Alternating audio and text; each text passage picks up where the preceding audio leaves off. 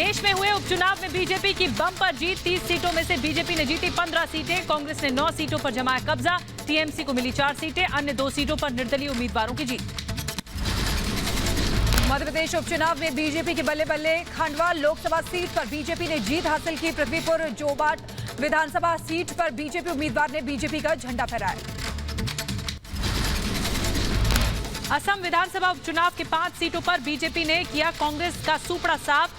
चुनाव में मिली बीजेपी और यूपीपीएल को रिकॉर्ड जीत। बिहार में सीएम नीतीश कुमार का जादू चला। दोनों विधानसभा सीट कुशेश्वर स्थान और तारापुर सीट पर जेडीयू प्रत्याशी की जीत हुई है। कुशेश्वर स्थान में जेडीयू प्रत्याशी अमन भूषण हजारी 12,698 मतों से जीते। पश्चिम बंगाल के रण में ममता का हल्ला बोल। सभी 4 सीटों पर टीएमसी उम्मीदवारों की जीत हुई। गोसाबा विधानसभा सीट पर टीएमसी रिकॉर्ड 1,43,000 वोटों के अंतर से जीती। राजस्थान उपचुनाव में कांग्रेस का बेहतरीन प्रदर्शन। धरियावाद और बल्लभनगर विधानसभा सीट पर कांग्रेस उम्मीदवार ने जीत हासिल की है। धरियावाद सीट पर नागराज मीणा ने निर्दलीय उम्मीदवार को 18,725 वोटों से हराया। हिमाचल प्रदेश के मंडी लोकसभा सीट पर कांग्रेस की प्रतिभा सिंह जीत गई हैं। बीजेपी के कौशल ठाकुर को करीब 9,000 वोटों से हराया। हिमाचल प्रदेश के उपचुनाव में बीजेपी का सफाया। तीनों विधानसभा सीटों पर कांग्रेस उम्मीदवार की जीत हुई है। फतेहपुर, जुब्बल, कोटखाई और अर्की सीट पर फतेह हासिल की। हरियाणा के एलनाबाद उपचुनाव में बीजेपी को झटका। एनएलओ प्रमुख अभय चौटाला ने जीत हासिल की। कहा यह किसानों की जीत है, मुख्यमंत्री को इस्तीफा देना चाहिए। दादर और नागर हवेली लोकसभा सीट पर शिवसेना की उम्मीदवार कलाबेन देलकर ने जीता उपचुनाव। 51,300 वोटों के अंतर से जीती। नागालैंड में शमाटोर चेसोर सीट पर उपचुनाव में नेशनल डेमोक्रेटिक प्रोग्रेसिव पार्टी की जीत हुई। 30 अक्टूबर को डाले गए थे वोट। कर्नाटक उपचुनाव में बीजेपी और कांग्रेस ने एक सीट जीती है। सिडली सीट पर बीजेपी उम्मीदवार ने कांग्रेस को 31,000 वोटों से मात दी है। हंगल सीट कांग्रेस के खाते में गई है। तेलंगाना की हुजूराबाद सीट पर बीजेपी ने मारी बाजी। हैदराबाद में बीजेपी दफ्तर के बाहर कार्यकर्ताओं का उमड़ा हुजूम। जीत के बाद रैली पर चुनावी आयोग ने लगाई है रोक। उपचुनाव में मिली जीत के बाद जेडीयू में उत्साह है। जेडीयू कार्यालय में कार्यकर्ताओं ने मनाया जीत का जश्न। जीत की खुशी में एक दूसरे को लगाया रंग। बिहार के तारापुर उपचुनाव में एनएडी को मिली जीत। जीत के बाद बीजेपी कार्यकर्ताओं ने मनाया जश्न। बीजेपी प्रवक्ता जयराम विप्लव और जिला अध्यक्ष राकेश जैन भी रहे मौजूद। पटना में जनता दल यूनाइटेड का जीत का जश्न। उपचुनाव में मिली जीत से उत्साह में कार्यकर्ता। मध्य प्रदेश उपचुनाव में बीजेपी की जीत पर कार्यकर्ता उत्साहित हैं। भोपाल में बीजेपी दफ्तर के बाद कार्यकर्ताओं ने मनाया जश्न। सीएम शिवराज सिंह चौहान ने विक्ट्री साइन दिखाया। इंदौर में बीजेपी की जश्न में डूबे कैबिनेट मंत्री तुलसीराम सिलावट। बीजेपी कार्यकर्ताओं के साथ जमकर डांस किया। उपचुनाव में पार्टी की जीत पर खुशी जताई। पश्चिम बंगाल उपचुनाव में 4 सीटों पर टीएमसी की जीत से कार्यकर्ता उत्साहित हैं। टीएमसी कार्यकर्ताओं ने दिवाली में होली मनाई। एक दूसरे को रंग लगाकर खुशी जताई गई। दादर और नागर हवेली लोकसभा सीट पर शिवसेना उम्मीदवार की जीत पर जश्न का माहौल है। कार्यकर्ताओं ने नाच गाकर जीत का जश्न मनाया। हरियाणा के सिरसा में आईएनएलडी नेता अभय चौटाला की जीत पर जश्न। इनेलो कार्यकर्ताओं ने ढोल नगाड़े और पटाखों के साथ जीत का जश्न मनाया। हिमाचल प्रदेश के फतेहपुर विधानसभा उपचुनाव में जीत के बाद कांग्रेस का जश्न। कार्यकर्ताओं ने मनाई जीत की खुशी। बीजेपी उम्मीदवार रूपज्योति कुर्मी ने असम की मरियानी विधानसभा सीट पर लहराया जीत का परचम। बीजेपी कार्यकर्ताओं ने मनाया जश्न। असम उपचुनाव में 5 सीटों पर बीजेपी और यूपीपीएल की जीत पर सीएम हेमंत बिस्वा शर्मा ने जताई खुशी। कहा हमने रच दिया इतिहास। असम की जनता का जताया आभार। बंगाल उपचुनाव में 4 सीटों पर जीत से ममता बनर्जी उत्साहित। सभी प्रत्याशियों को जीत की बधाई दी। कहा यह बंगाल के लोगों की जीत है। पश्चिम बंगाल में टीएमसी को उपचुनाव में मिली जीत पर बीजेपी बंगाल प्रभारी कैलाश विजयवर्गीय का बयान। कहा पोलिंग बूथ पर पुलिस गुंडों और राजनीतिक दलों का कब्जा हो तो वहां चुनाव नहीं होते, सीट छीनते हैं। पश्चिम बंगाल उपचुनाव में टीएमसी को मिली जीत पर बीजेपी तिलमिला गई है। कहा, यहां जनता नहीं पुलिस करवाती है जबरदस्ती चुनाव, जमकर होती है चुनाव में धांधली। मध्य प्रदेश में उपचुनाव में बीजेपी की जीत पर बोले सीएम शिवराज सिंह चौहान। उन्होंने कहा कि जनता ने एक बार फिर जताया बीजेपी पर विश्वास। ऐतिहासिक विजय प्राप्त कर रही है। वो विजय जेवट अकेले की विजय नहीं है, वो जनजातीय भाई और बहनों का भारतीय जनता पार्टी के प्रति पैदा हुआ विश्वास है। मध्य प्रदेश उपचुनाव में जीत पर प्रदेश बीजेपी अध्यक्ष वीडी शर्मा ने कहा कि बीजेपी का जादू फिर से चल गया है। जनता ने बता दिया कि उन्हें देश के प्रधानमंत्री और सीएम पर भरोसा है। हिमाचल प्रदेश में उपचुनाव में बीजेपी को बड़ा झटका। मुख्यमंत्री जयराम ठाकुर का बड़ा बयान। कहा, महंगाई, अंदरूनी कलह और अनुशासनहीनता बनी बीजेपी की हार की वजह। उपचुनाव के नतीजों पर कांग्रेस का बीजेपी पर निशाना। सुरजेवाला ने कहा कि बीजेपी लोकसभा में 3 में से 2 सीटें हारी। बीजेपी मान ले कि उसकी सीधी टक्कर कांग्रेस से है। हार के बाद खंडवा लोकसभा उपचुनाव कांग्रेस ने प्रशासन पर लगाया गड़बड़ी करने का आरोप। कहा, काउंटिंग में गड़बड़ी की गई है। कांग्रेस प्रत्याशी के समर्थकों ने जिला प्रशासन मुर्दाबाद के नारे लगाए। उपचुनाव में जीते जेडीयू प्रत्याशी अमन भूषण का बयान। कहा, विकास का खेला होगा। मुख्यमंत्री ने विकास का काम किया है। जनता के विश्वास ने जीत दिलाई। बिहार में आरजेडी की हार पर तेजस्वी यादव ने कहा, हम जनादेश का सम्मान करते हैं। बिहार की जनता बदलाव चाहती है। तेज प्रताप यादव ने अपनी पार्टी के नेताओं पर निशाना साधा है। उन्होंने कहा कि जगदानंद सिंह जैसे नेता पार्टी को हराने में पर तुले हुए हैं। शुरू से ही पार्टी को ये लोग लगे हुए हैं बर्बाद करने में। इन लोगों का मकसद है कि राजद पार्टी को तोड़ दिया जाए, भाई भाई को लड़वाया जाए। उपचुनाव के परिणाम पर तेज प्रताप यादव का बड़ा बयान। कहा, सुनील सिंह और संजय यादव पर पार्टी को हराने का आरोप लगाया। कर्नाटक में हुए उपचुनाव के परिणाम पर पूर्व सीएम एचडी कुमारस्वामी का बयान। कहा, सिंदगी के परिणाम ने किया निराश। बीजेपी की जीत ने हैरान किया है। हरियाणा उपचुनाव में अभय चौटाला की जीत पर पूर्व सीएम भूपेंद्र सिंह हुड्डा ने दी बधाई। कहा, प्रजातंत्र में सबका अधिकार है, लेकिन इस्तीफा देकर फिर से क्यों लड़ा चुनाव। महाराष्ट्र के पूर्व गृह मंत्री अनिल देशमुख को मिली 4 दिन की ED custody. Mumbai sessions court ने देशमुख को 6 नवंबर तक कस्टडी में भेजा है। वसूली केस में देशमुख की हुई थी गिरफ्तारी। अनिल देशमुख के वकील ने ईडी कस्टडी का विरोध किया है। कहा, देशमुख की याचिका सुप्रीम कोर्ट में लंबित है। कस्टडी की मांग खारिज हो। वसूली केस में देशमुख की गिरफ्तारी पर महाराष्ट्र के मंत्री नवाब मलिक ने उठाए सवाल। बोले, देशमुख को फंसाया गया है। क्या परमबीर सिंह को जानबूझकर भगाया गया। कोर्ट में पेशी से पहले महाराष्ट्र के पूर्व गृह मंत्री अनिल देशमुख का मेडिकल चेकअप कराया गया। ईडी के अफसरों ने अनिल देशमुख का कोरोना टेस्ट भी कराया। अनिल देशमुख को कल देर रात ईडी ने गिरफ्तार कर लिया था। मनी लॉन्ड्रिंग केस में कल करीब 12 घंटे पूछताछ चली थी। पूछताछ के बाद ईडी ने गिरफ्तार किया। अनिल देशमुख की गिरफ्तारी पर बोले बीजेपी नेता किरीट सोमैया। कहा, 100 करोड़ का हिसाब देने के लिए 100 दिन ईडी की कस्टडी में रहना होगा। अनिल देशमुख की गिरफ्तारी पर बीजेपी प्रवक्ता राम कदम ने कहा कि देश जानना चाहता है कि 100 करोड़ की वसूली मामले का आका कौन है। अनिल देशमुख की गिरफ्तारी पर बीजेपी सांसद राकेश सिन्हा ने कहा, अनिल देशमुख इतने दिनों से क्यों भाग रहे थे। उन्हें पहले जांच में शामिल होना चाहिए था। अनिल देशमुख ने गलत संदेश दिया है। महाराष्ट्र के पूर्व गृह मंत्री अनिल देशमुख की गिरफ्तारी पर जेडीयू का बयान। केसी त्यागी ने कहा कि देशमुख की गिरफ्तारी चिंता का विषय है। जांच एजेंसियों की जांच से हुई देशमुख की गिरफ्तारी। अनिल देशमुख की गिरफ्तारी पर महाराष्ट्र बीजेपी अध्यक्ष चंद्रकांत पाटिल का बयान। कहा, देशमुख करे जांच में सहयोग, कानून संविधान के हिसाब से अपना काम करेगा।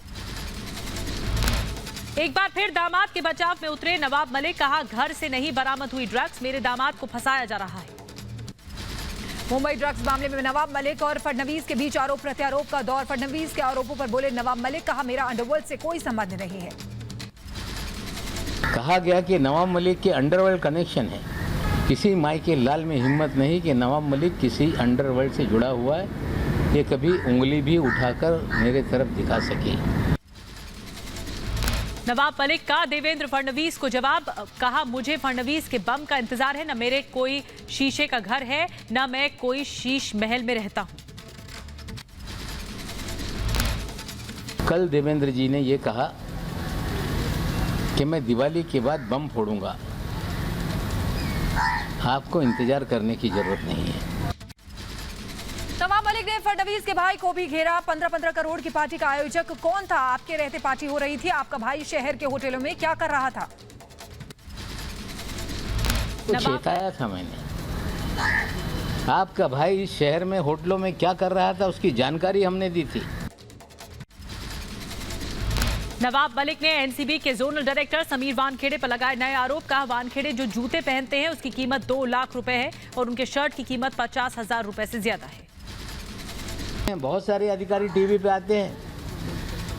किसी भी अधिकारी का शर्ट 1,500 रुपये से महंगा नहीं, लेकिन समीर वानखेड़े की शर्ट 70,000 रुपये की क्यों होती है? हर दिन नया कपड़ा पहन के क्यों आते हैं? मोदी साहब से भी आगे निकल गए।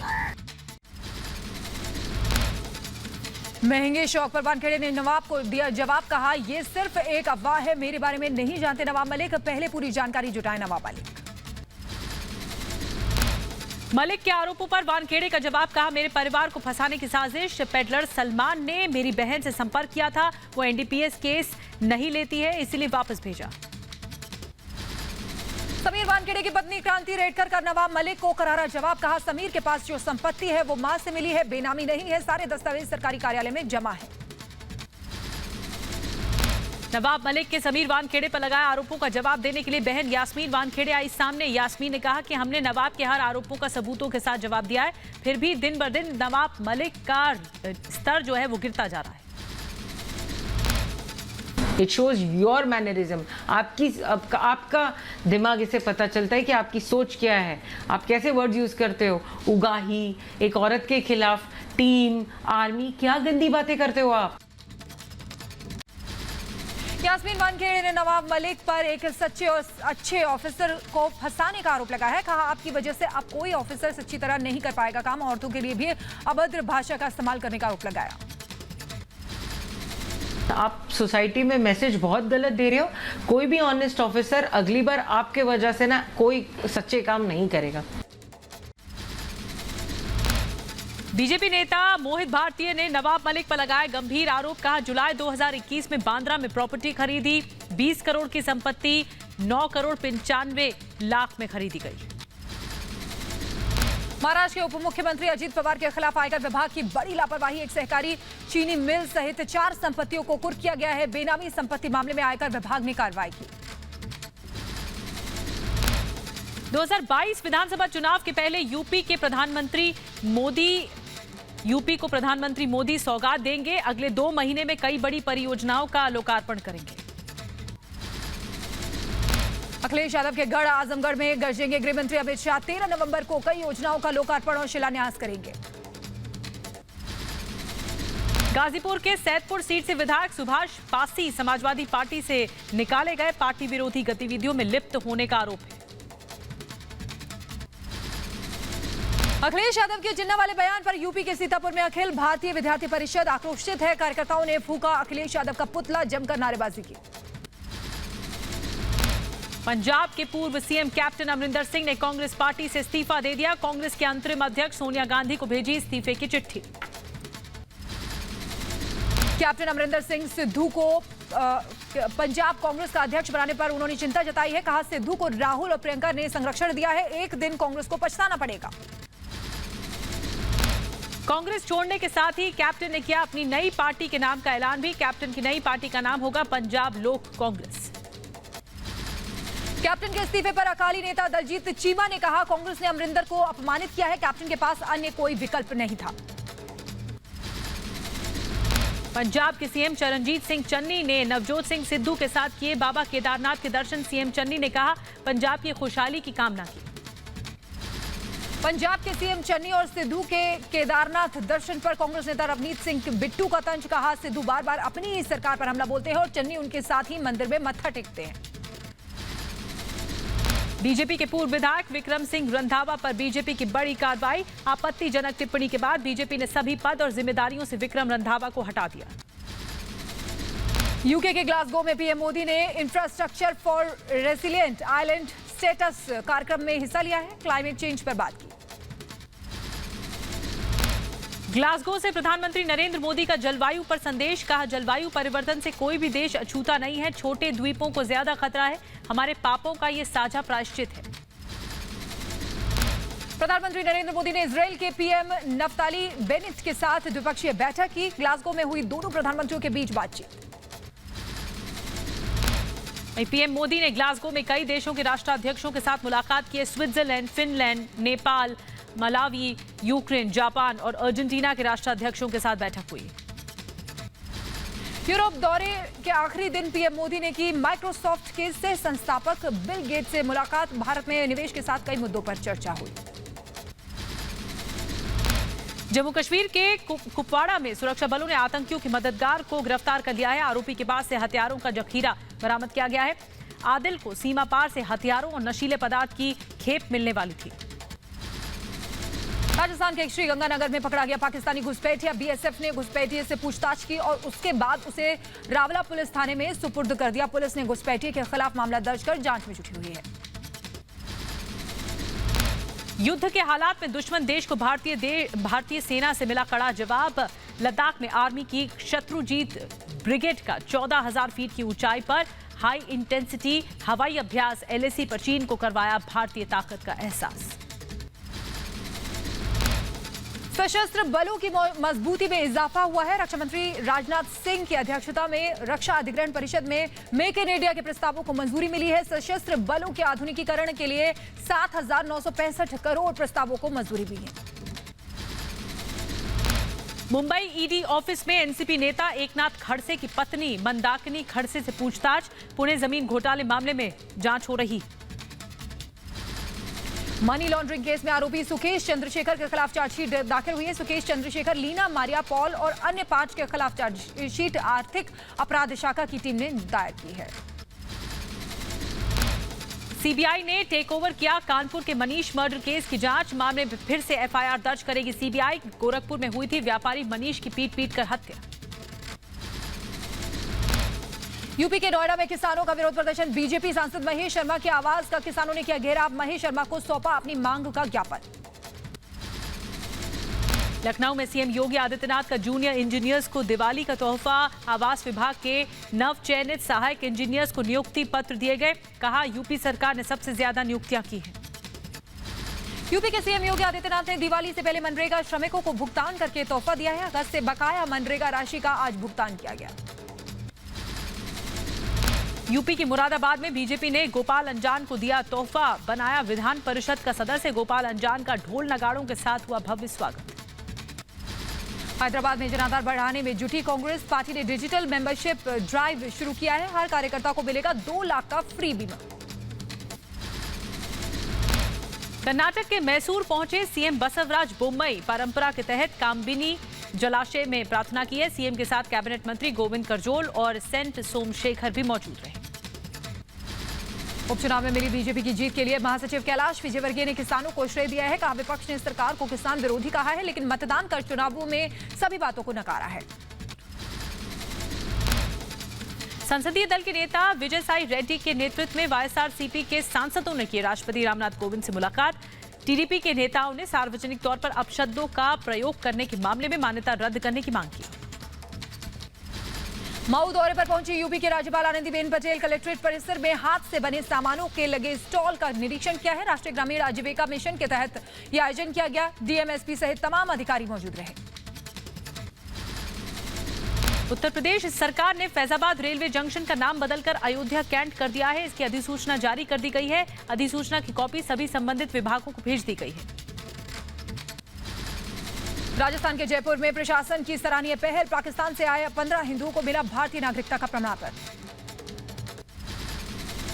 मध्य प्रदेश के ग्वालियर में बिजली विभाग की सुरक्षा में तैनात पूर्व सैनिकों को बिजली कंपनी ने किया बाहर। पूर्व सैनिकों ने लगाई ऊर्जा मंत्री से गुहार।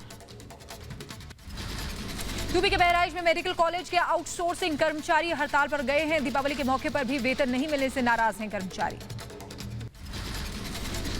हरियाणा के पलवल में DAP खाद के लिए किसानों के बीच हाथापाई हो गई। एहतियातन थाने में बांटी जा रही है खाद। यूपी के ग्रेटर नोएडा में किसानों ने कृषि केंद्र में अधिकारी को बनाया बंधक। 8 दिन से नहीं हो पा रही थी धान की तुलाई से नाराज हैं किसान। देश भर में धनतेरस की रौनक, छोटी बड़ी सभी बाजारों में बर्तन और जेवरातों की दुकानों को सजाया गया। दुकानदारों ने अच्छी बिक्री की उम्मीद जताई है। पीएम मोदी ने दी देशवासियों को धनतेरस की शुभकामनाएं। पीएम ने ट्वीट करके लिखा, धनतेरस के विशेष अवसर पर सभी देशवासियों को शुभकामनाएं। भोपाल में धनतेरस के मौके पर मध्य प्रदेश के सीएम शिवराज सिंह चौहान ने पूजा अर्चना की। बीजेपी मुख्यालय में विधि विधान से पूजा अर्चना की गई। धनतेरस के मौके पर दिल्ली की ज्वेलरी शॉप में जुटी भारी भीड़। दुकानदारों के चेहरे पर लौटी रौनक। लोग जमकर कर रहे हैं सोने और चांदी की खरीदारी। यूपी के अयोध्या में धनतेरस की रौनक है। बाजार में खरीदारी के लिए उमड़े लोग सोशल डिस्टेंसिंग के नियम भी भूल रहे हैं। अहमदाबाद में धनतेरस की धूम। बाजारों में गोल्ड और सिल्वर लेने के लिए उमड़ी भारी भीड़। कारोबारियों ने अच्छे व्यापारी की उम्मीद जताई है। यूपी के मुरादाबाद में धनतेरस को लेकर बाजारों में खरीदार पहुंचना शुरू हुए। 2 साल बाद दुकानों में ग्राहकों की भीड़ देखकर कारोबारी खुश हैं। बर्तन ज्वेलरी की दुकानों पर लोगों की भारी भीड़ है। यूपी के अम्बेडकर नगर में धनतेरस पर बाजार में रौनक है। एक बार फिर से बाजारों में तेजी नजर आई है। बाजार में खरीदारी करने वाले लोगों की भीड़ है। झारखंड में कोविड नियमों में ढील के बाद रांची के बाजारों में रौनक है। दिया बनाने वाले कुम्हारों ने अच्छे कारोबार की उम्मीद जताई है। ओडिशा के भुवनेश्वर में भी धनतेरस के मौके पर बाजारों में भीड़ है। धनतेरस पर सोना और चांदी खरीदने की परंपरा है। नागपुर के बाजारों में धनतेरस के मौके पर बाजारों में भारी भीड़। सोने चांदी की खरीदारी के लिए बाजार में उमड़े लोग। रांची में कोरोना नियमों में प्रतिबंध में ढील के मिलने से लोग खुश हैं। धनतेरस के मौके पर बाजार में लोगों की भीड़ है। खरीदारी करते नजर आए लोग। गुवाहाटी के बाजारों में भी धनतेरस के दिन रौनक है। धनतेरस के मौके पर आभूषणों की खरीदारी करने उमड़े लोग। सोना चांदी की भी जमकर की खरीदारी। जयपुर में धनतेरस के अवसर पर ज्वेलरी की दुकानों में लोगों की भीड़ और खरीदारी के लिए निकले लोग। बेंगलुरु में पटाखों की दुकानों पर खरीदारी की भीड़ बढ़ गई है। कर्नाटक सरकार ने इस साल केवल हरित पटाखों की बिक्री और जलाने की अनुमति दी है। लोगों को कोविड-19 नियमों का सख्ती से पालन करने की अपील की गई है। वाराणसी में धनतेरस के मौके पर फूलों की बिक्री बढ़ गई है। फूल मंडी में किसानों और फूल के खरीदारों की उमड़ी भारी भीड़। व्यापार बढ़ने से लोगों के चेहरे खिले। यूपी के लखनऊ में आकर्षण का केंद्र बनी मिठाई। लखनऊ की एक दुकान में 50,000 रुपए प्रति किलोग्राम बिक रही है मिठाइयां। दिल्ली के द्वारका में इस्कॉन मंदिर को दिवाली के मौके पर सजाया गया है। खूबसूरत लाइटों के साथ जगमगाया इस्कॉन मंदिर। वहीं दिल्ली में धनतेरस के मौके पर भारी जाम। आईटीओ इलाके में गाड़ियों की लंबी कतार। मिनटों का सफर लोगों ने घंटों में तय किया है। पश्चिम बंगाल के आसनसोल में दुर्गा पूजा के बाद अब धनतेरस और दीपावली को लेकर बाजारों में रौनक देखने को मिली है। लोग जमकर खरीदारी कर रहे हैं।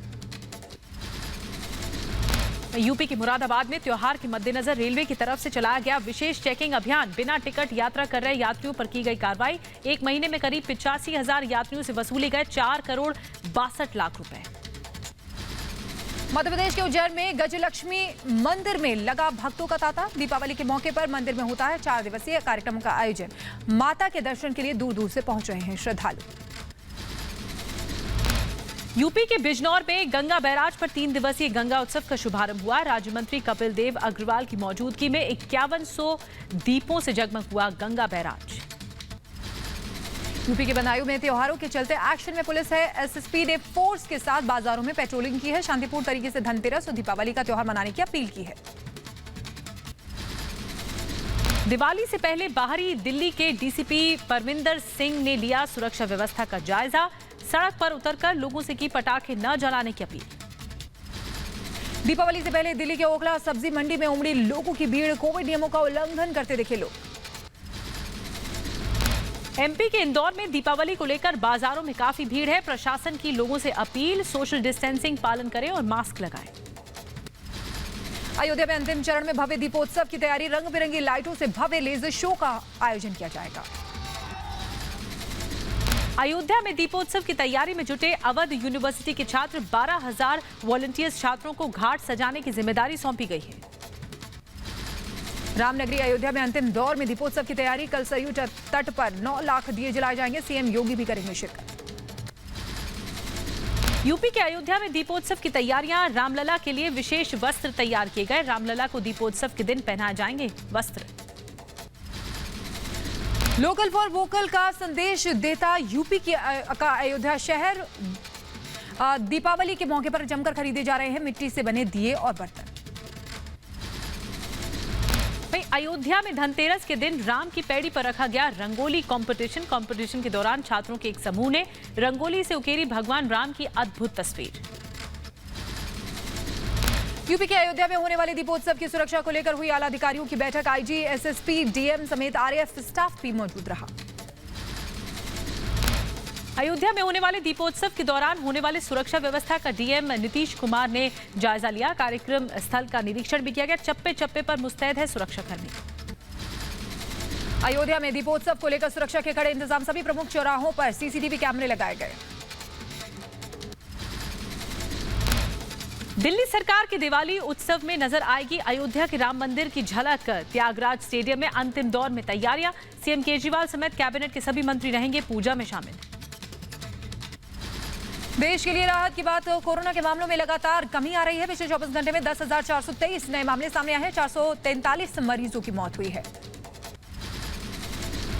केरल में बीते 24 घंटे में कोरोना के 6,444 मामले दर्ज किए गए हैं। एक दिन में कोरोना से 45 लोगों की मौत हो गई। 8,500 लोग कोरोना से ठीक होकर घर लौटे। सीएम योगी ने की टीम 9 के अधिकारियों के साथ बैठक। त्योहारों पर लोगों की सुरक्षा और कोरोना नियमों को लेकर अधिकारियों को दिए निर्देश। उत्तराखंड में लगा कोरोना प्रतिबंध पूरी तरह से हटा दिया गया है। धामी सरकार का फैसला। अभी सभी मॉल, होटल, बाजार 100% क्षमता के साथ खुलेंगे। बिहार के मुजफ्फरपुर में कोरोना को लेकर प्रशासन अलर्ट पर है। डीएम और एसएसपी ने मुजफ्फरपुर जंक्शन पर चल रहे टेस्टिंग सेंटर का लिया जायजा। आज से देश में हर घर दस्तक टीकाकरण अभियान। घर घर जाकर वैक्सीन लगाएगी सरकार। कोरोना से मुक्ति दिलाने में सरकार की बहुत बड़ी पहल है। 8 नवंबर से केंद्र सरकार के कर्मचारियों को फिर से लगानी होगी बायोमेट्रिक अटेंडेंस। कोरोना काल में सरकार ने छूट दी थी। कोरोना संक्रमण से अब तक पूरी दुनिया में 50 लाख लोगों की जान चली गई। कोविड महामारी ने 2 साल से भी कम वक्त में इतनी बड़ी संख्या में लोगों की जान ली है। दिल्ली में डेंगू का प्रकोप जारी है। अक्टूबर में दिल्ली में डेंगू के लगभग 1200 मामले दर्ज किए गए हैं, जो 4 साल में सबसे ज्यादा है। यूपी के बदायूं में बदलते मौसम के साथ ही बड़े मलेरिया और डेंगू के केसेस। जिला अस्पताल में सुबह से ही दवाई लेने और चेकअप कराने के लिए लगी लंबी लाइन। घंटों इंतजार के बाद भी लोगों को नहीं मिल पा रहा है इलाज। अब पाकिस्तान से भी नजर आएगा तिरंगा। एलओसी के करीब कुपवाड़ा में कश्मीर घाटी का सबसे बड़ा और सबसे ऊंचा राष्ट्रीय ध्वज फहराया गया। महाराष्ट्र के बारामती में सीएम उद्धव ठाकरे और एनसीपी प्रमुख शरद पवार ने इंक्यूबेशन एंड इनोवेशन सेंटर का उद्घाटन किया। नोएडा के ट्रैफिक माह की शुरुआत सीपी आलोक सिंह ने हरी झंडी देकर इलेक्ट्रॉनिक वाहनों को रवाना किया है। शहर वासियों से इलेक्ट्रिकल वाहनों का इस्तेमाल करने की अपील की है। दिवाली से पहले शिमला में बढ़ी पर्यटकों की भीड़। होटल कारोबारियों के खिले चेहरे। त्योहार के सीजन में अच्छा कारोबार होने की उम्मीद है।